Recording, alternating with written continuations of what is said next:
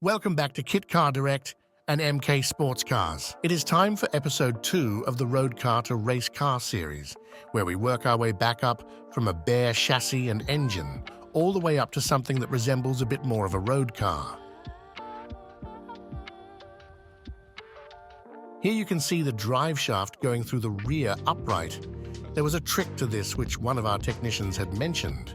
Leaving the top wishbone off whilst you fit the drive shaft through the upright allows you to have some more flexibility. Once your suspension is bolted into the bottom wishbone, it's time to tighten all the bolts and move to greasing the shaft and the bearing carrier. Then placing the bearing carrier over the shaft and start securing the 4 bolts.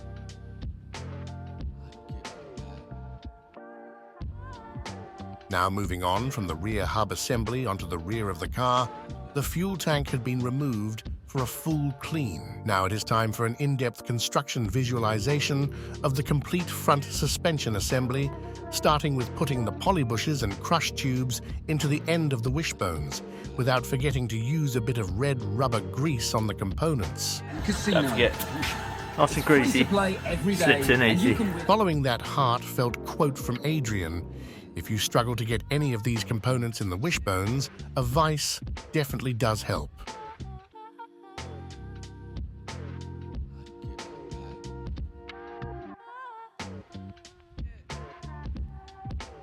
Now it is time to bolt in the ball joint.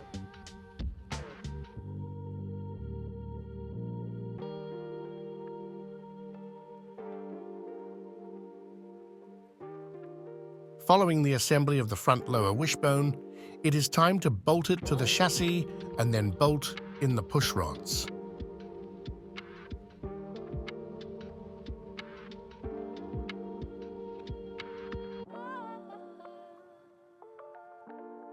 Now it is time for the upper wishbones.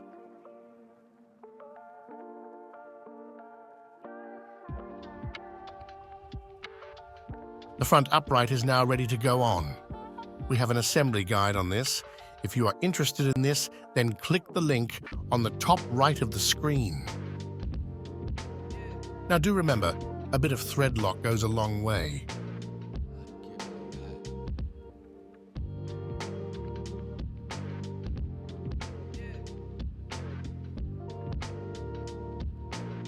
The steering rack is now ready to be attached, and following the install of the oil cooler and radiator setup, it was time to mock up the nose cone. Let's pass you over to Sean to talk specifics. So we're trying to go over you a little bit more detail in what's going on when you're building one of these. Now, we can't show every nut and bolt and everything else in the video. It'll probably be a very, very long video in the build, but we're going to show you a little bit more what's going on. So last time you saw this, it probably didn't have the front end on.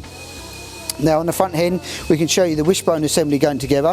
This has 2 halves here on the poly bushes, 1 half here and 1 half here that clop in on the vise. There's a crush tube in between with a M12 by 70 bolt here. This is a hex bolt and it's tightened up with 1 washer either side and a nylock nut, and making sure there's about at least a thread sticking through on a nylock nut, which it should have as standard. Then inside those we use what's called like a rubber grease. I don't know if we've got it here. Here we go. We've got this top tip for you, but this sort of thing, we use a red rubber grease. It's sort of very waterproof to help it stop the squeaks, rattles, and obviously washing out if you jet wash your car and etc. and you get a nice smooth transition. So top and bottom wishbones are bolted on in exactly the same way. Then we have the push rod here.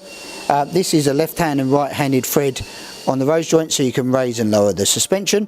And all we have is 2 little M8, sorry, not M8, 8mm even, shims here that space out between the rockers and down here for the rose joint.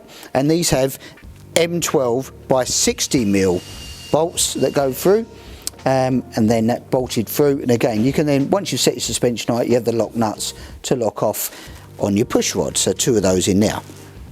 Now the steering rack comes along, bolts up to this rear hub assembly. On the sport one we use a rose joint instead of a track rod end. We don't use that at all. We have a specific steering rack extension here that has again 2 flats on it here for adjustment for when you want to adjust the toe out or towing in on that particular one. And again, once you've got it here, you've got the lock nuts at either end to lock that in position. Now the wing stay and complete hub assembly, there is a separate video for that, guys, and probably Lewis will chump you up a link for that and how that goes together. And that was help me give you a bit more detail. I've shown you there with the upright, the bearing carrier, the hub, the disc, the bearing, the flanges, how it all goes together. And then the caliper, which is, we use a wheelwood power light with our bracketry here, and your choice of pads. You know, we use them Intex 1144 as a sort of standard compound. You can, there is other brands out there of course, but that's our go-to choice.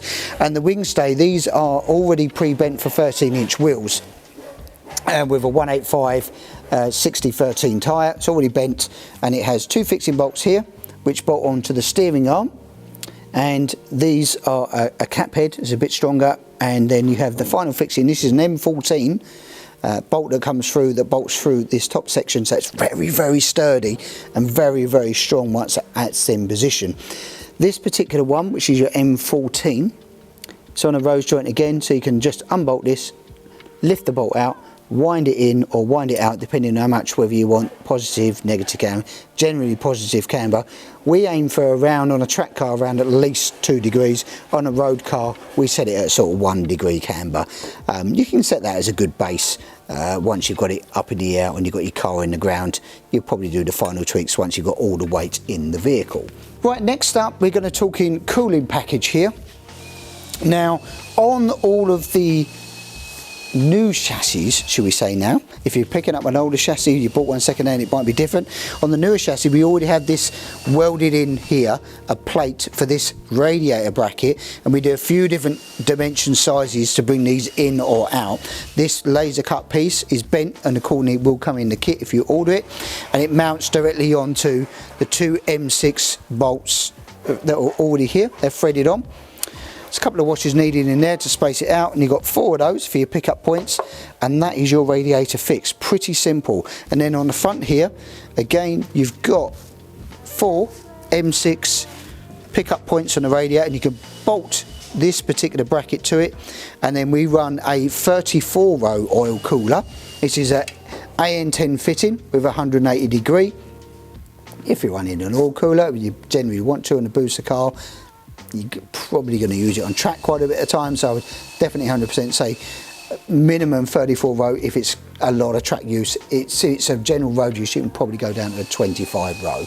And again, if you want to adjust that, this particular bracket here, you can actually unbolt, redraw in a new hole and drop it lower for a smaller oil cooler, but 34 row is pretty good for most environments. And then on the back of the radiator we have a fan that we then have like a cable tie set up with washers here that pull it through, and that secures the fan in place. We use a 120 watt 10-inch fan on this particular setup, and then we've got the coolant outlets here, which is going to the top of the engine from here, which is your out for the engine, so the hot comes in and then the cold comes out down here, and these are 25mm from here, and that will go into the engine, and this is your return for bleeding the air out. Now on the Sport 200, not on Mazda car, just the bike engine stuff, we already have on the chassis a fixing plate for the header tank and then for the oil catch tank. As you can see, these bolt together, bolts in place, and then you can run your pipe work accordingly. This one drops down to a bottom hose tee here, which is a 25mm pipe with a 19mm joiner that comes onto the bottom of the head tank, and that's your fill. This one's just for your overflow. If the event of the pressure cap too high, we normally run a 20 psi cap. If it comes too high, the valve will open up and then it will throw that down. Moving on from coolant lines to your coolant lines, these are fed up from here, 2 180s that have dropped down. They've come in under here and between the steering rack and underneath. These are AN10 hoses. And then if you're running our billet setup that's on there, then you've got a straight that is in here, and then you've got a 90 which is coming out from under the oil filter here. Now a little top tip, if your oil filter is in here we always put a little Jubilee clip in here as a bolt perfectly situated so that we tighten it up to that so that this oil filter cannot unscrew under vibration. So real top tip, most motorsport people tend to do that kind of configuration because of the engine vibrations, etc. as well. So we've got, this one is going to the 90 and this one is going to the straight fitting on the bottom of the sump. Right, moving on to the middle of the car here, we've got, which as you know most motorbike engines don't have reverse, we put in a electric reverse motor. So these brackets are already pre-welded to the chassis and we've got a nice sturdy cap head bolt in here, and we mount the sprocket here sandwiched between the prop shaft and the diff flange. These are M10x1 threaded bolts. They're slightly longer on those, I think they're 30mm if I remember rightly. We do a 25 and 30mm bolt, take up the slack distance. Start motors, reverse motors bolted in, and then this pinion will fire out and then turn this sprocket, a bit like a normal conventional starter motor in a vehicle. And then you'll have a power cable and a signal wire for activating the solenoid, and we run that in the track system back up nice and neat and tidy in some split conduit. And while we're in here, handbrake lever. This is mounted in the centre of the vehicle here, so even though it's offset on the bolts, in the centre we have a little bracket that joins the two from the half moon here on that section there that's bolted through, and that's a one-piece cable that runs around the half moon, comes through the bulkhead here, and we have an adjuster which you can put on either side, but the adjuster we put on the left side generally on here. Run the two cables out, and once you get to this corner, now we've done a slightly different setup. There could be a Sierra setup, could be a Wilwood setup, but we've got the handbrake cable here which has got the envelope that slots over the end with a top hat here and a spring just to hold these apart on there as well. This cable, once you've got it in position, you've got to make sure it's free moving, so we've got to cable tie this and P-clip this in position, and it will secure somewhere around there, so that once this is in, once it's moving up and down, you do not want to tie this up somewhere like here in any way, shape or form, because obviously the vehicle's got to move up and down on suspension, and this is going to put tension, so you need it nice and free moving, same as you do with the braided hoses. These can't go in contact with a wheel and must be nice and free moving and allowed to travel with the suspension. While we're on this corner, we'll talk about the rear sort of hub assembly. Now we have this is our own fabricated rear upright. It's actually been about version 4 or 5 now that we've done, very, very strong now, very durable. We have in here again a 70mm bolt, M12. We'll have two 14mm spacers, one either side, and then the rose joint will sit in the centre. And what we have on this, again on the inner, we have the body bushes with the 70mm bolts, and then you're going to have, this is your camber adjuster, so you can loosen off this and you can wind this in and out, and you will see that the rose joint will move out that way and move in on this way to adjust your camber. Once you're set, you can just then lock your nut off, so there's a washer in between to secure it, so that's nice and secure. And the rear hub, you're going to have the drive shaft coming out the diff, dropping through to a bearing carrier. The bearing carrier goes through the stub axle shaft with a disc assembly, and there's a, inside of here is a 28 spline, and we machine them down to 134mm to sit under this smaller disc. Right, while we're on this particular corner, let's talk about suspension. So we have a Protect shock here, so a 1.9 inch. We do variations in it. We do sport cars, then we have a 13-inch open damper, which is this hole to this, and then the cup cars, race cars, we go to a 12-inch damper, and then depending on the spring rate, but generally a 350 pound 8-inch spring. On here we use a rose joint type affair with a bush in here. Instead of on the road cars, we tend to use a bonding bush, so track focus, we have these brass bushes in, and we have a M12x60 bolt which comes in with two washers here and a nylock on there, and that mounts from this pickup point to obviously your bottom suspension pickup point now. On this wishbone at the bottom here, this has a M12, this is the bolt here, M12x240mm bolt. Again, just making sure, again, just very small amount of thread, especially if you're running 13-inch wheels, you only need like one thread poking through on there, otherwise it gets very close to the alloy. Now, on to the next job. What makes this thing go? Fuel. Well, let's talk about the fuel tank here. This is a 33 litre fuel tank. it's mounted in a different way to how we used to with some alley straps. We now use this U-channel section, aluminium, very strong, very sturdy, with two M6 threaded rod studs that mount through with nylock and washers. Come through to a section on the chassis here. This part is already welded into the chassis and the hole has to be just drilled in the section there, and it's a clamping force between these two. Now between this seal and the bottom of the chassis you just need a bit of 3mm foam, which is a small strip about this long, 20mm diameter width and 3mm thick, just to stop it abrasions really from alloy to alloy, etc. on there. And on this one we have a screw cap. This is for the race cars generally, we use a screw cap. Now on a road legal version you can't have a screw cap, you have to have a locking device which normally runs from here to the back panel with a locking fuel filler cap. Moving on to here, we have the central of the hub, which is the pump and the fuel level sensor. This is the pump on this particular side with one outlet, because this is a deadhead on the fuel rail. This is an M8 pipe that runs right away through here and through the chassis, and it's secured through the centre tunnel.